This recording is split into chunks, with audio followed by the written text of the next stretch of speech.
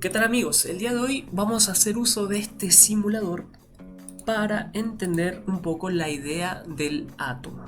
Vamos a construir un átomo. Primero que nada hay que entender que los átomos son esa porción pequeña de materia que es invisible a nuestros ojos. Hice un video en un short acá, si quieren echarle una mirada para más o menos tener un contexto sobre la diferencia de átomos y moléculas, pero sirve para adentrarse y ver mejor este tema. Notarán que este simulador está usando como modelo de átomo al modelo de Bohr, en donde tenemos el centro, donde es el núcleo, y alrededor órbitas, similar al sistema solar. Acá estaría el Sol y acá estarían los planetas. Este modelo, si bien es práctico para explicar una clase y entender de manera cotidiana o accesible la idea del átomo, no es el modelo actual. Hay que tenerlo en claro que no es un modelo que usamos actualmente para describir a los átomos, sino que se usa más el modelo de nube, en donde se vuelve un poquito más complejo, es un poco más, requiere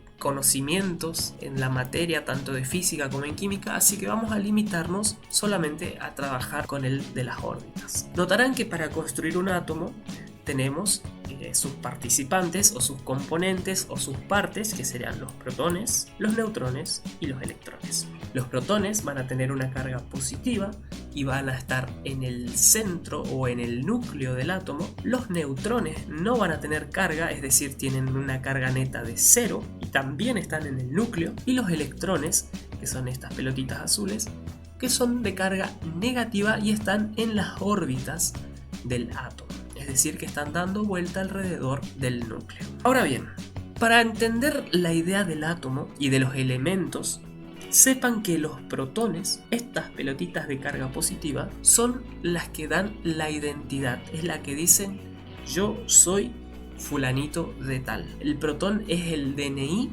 del átomo. Por ejemplo, voy a colocar acá. Tenemos al hidrógeno, pero en su forma de ion. ¿Por qué en forma de ion? Porque los átomos son eléctricamente neutros. Es decir, que yo necesito neutralizar. Si vemos acá la carga neta, está ligeramente desplazado hacia la parte positiva, es decir, que tenemos una carga neta de +1. Si yo quiero que sea eléctricamente neutro, tengo que agregar un electrón para neutralizar y tenemos este átomo, el átomo de hidrógeno que aparece acá en la tabla. Ahora bien, si yo agrego otro protón, el hidrógeno va a dejar de ser hidrógeno, porque ya va a tener dos. Pasa a ser el helio.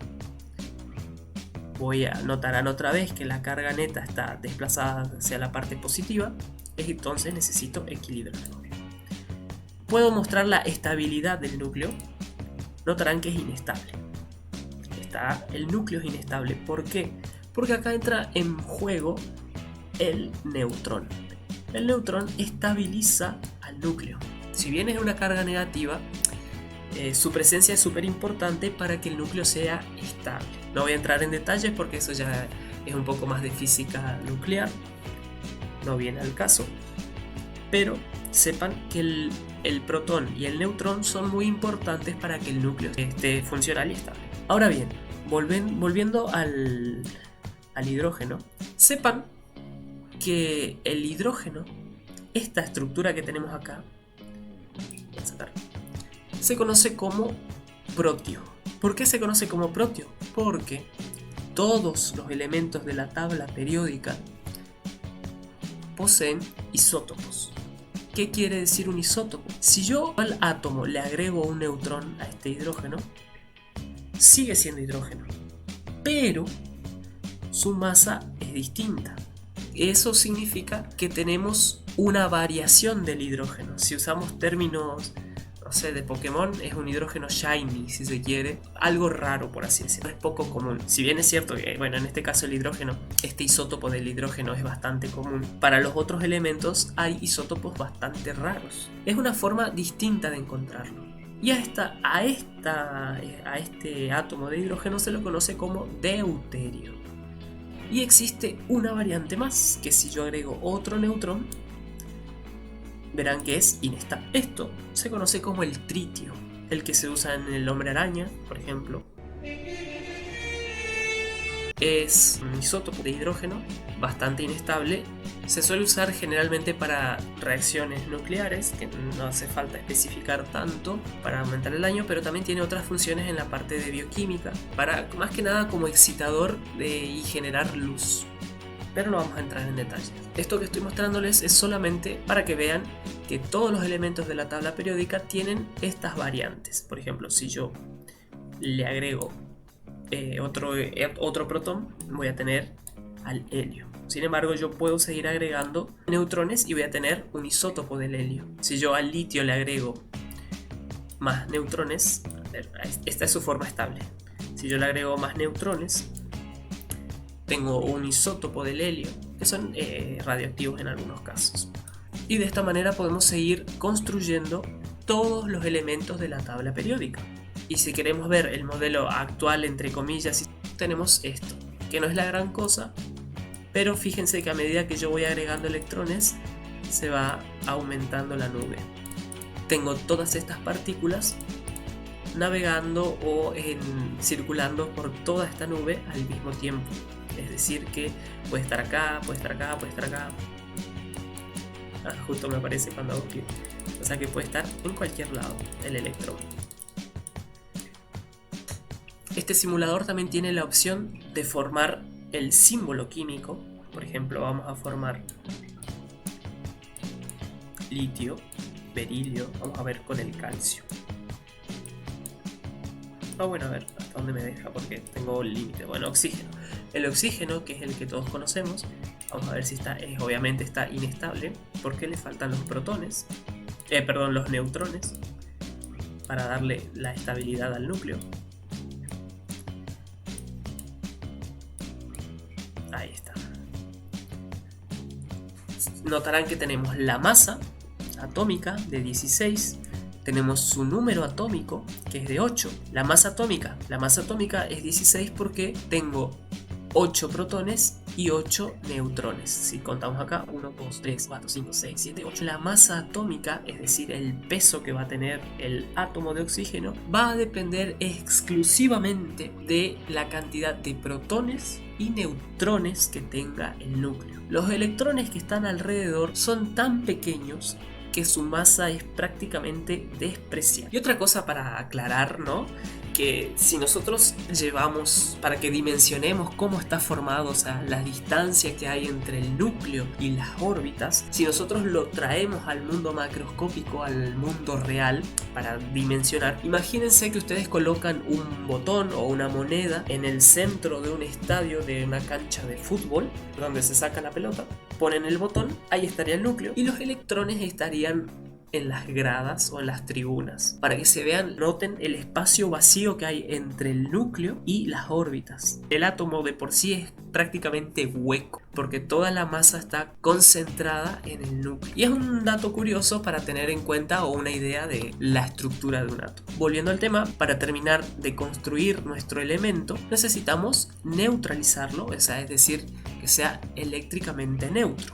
Para que sea eléctricamente neutro, necesitamos agregarle 8 electrones. 1, 2, 3, 4, 5, 6, 7. Y como verán, acá tenemos nuestro átomo de oxígeno. Hay un modo de juego.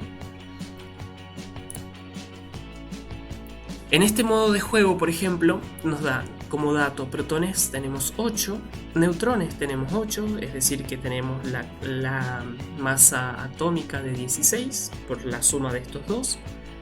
Tenemos 8, esta es la masa atómica, sí, este es el número atómico, es decir que tenemos los 8 protones. Y nos dice que tenemos 10 electrones. Si nosotros recordamos, para que esto sea eléctricamente neutro, esto tiene que ser 8, 8 y 8. Pero como tengo 10 electrones, significa que este oxígeno está con carga negativa. Está con un exceso de electrones. Si a mí me faltaran electrones, es decir, si yo tuviera acá 6, estaría deficiente de electrones y por lo tanto sería así. Pero tenemos este caso. Vamos a revisar y está bien. A ver qué otro ejemplo. Tenemos el hidrógeno. Justamente esto es el isótopo del hidrógeno. Pero notarán que tenemos 2 electrones. Para que sea eléctricamente neutro tiene que haber un protón y un electrón. pero tenemos dos, así que está en su forma negativa y este se conoce como el ion hidruro, si mal no recuerdo. En este caso no nos dice qué elemento es, pero es el más sencillo de todos, que es el hidrógeno. Tenemos un protón y un electrón, es el protio. El magnesio, tenemos 12 protones, tenemos 10 electrones, es decir que tenemos deficiencia de electrones para que sea eléctricamente neutro, pero acá en este juego, bueno, en este ejemplo tenemos que ver cuál es la masa atómica de este elemento. Si bien nos faltan electrones, recuerden que los electrones no son importantes a la hora de calcular la masa, porque son partículas muy pequeñas y despreciables en cuanto a masa. Así que sería solamente sumar los protones con los neutrones, que en este caso da 25, si no me dan mal los cálculos, no me deja escribir, no, 25. Y así podemos seguir, así que ustedes pueden seguir jugando este juego y practicarlo en sus casas. Voy a dejar el link acá abajo. Y nada amigos, es todo por hoy. Es algo que sigo experimentando, sigo probando. Es algo que les estoy trayendo para variar un poco la dinámica y que no sea tan aburrido, y espero que la explicación que les brindé no haya sido tan aburrida. Voy a tratar de conseguir más simuladores y explicarlos o sacarle el mayor provecho para dar una explicación más decente y correcta de estos temas que para muchos son un dolor de cabeza. Y como dato no, sino como consejo, la tabla periódica, para si hay gente que está cursando o lo que sea, recuerden que esta tabla periódica es el machete de los químicos, o sea, no sé cómo lo dirán en otros países, pero no la memoricen, ténganla y búsquenla, entiéndanla y sepan que cuando tengan alguna duda o alguna consulta pueden revisarla sin problema, porque justamente Mendeleev, que fue el que la construyó, se esforzó tanto para no tener que estar memorizándose todos estos elementos. Así que úsenla, entiéndanla y sepan que es su amiga y no su enemiga. Así que sin nada más que decir, me retiro de este video y espero que les haya gustado. Nos vemos en la próxima. Chau, chau.